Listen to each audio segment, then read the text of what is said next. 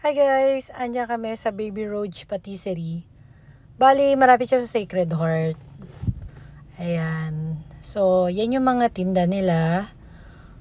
So, ano siya Japanese-Italian, parang patisserie, bake siya, parang ganon. So, yan. Diyan kami bibili ng strawberry shortcake.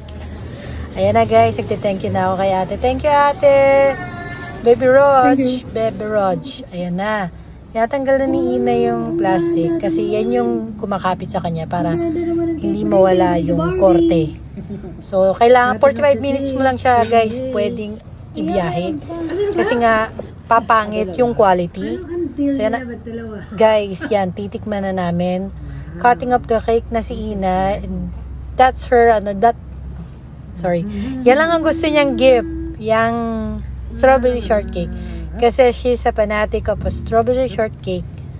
Yan, hinihiwa na niya. So, this is our first time tikman si Baby Roach na strawberry shortcake from Makati. So, wala silang branch sa Quezon City. That's why we go over, all the way sa Makati to buy this strawberry shortcake. So, ayan na. Wow, ang ganda ng pagkakakat naman ng cake na yan. Yum, yum. Ayan, dahan-dahan niyang nilagay po.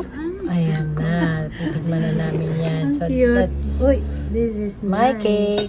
I mean, favorite. Yan lang yung part ng cake namin. Binigyan ako, pinatikim sa akin yung cake. Ang sarap-sarap.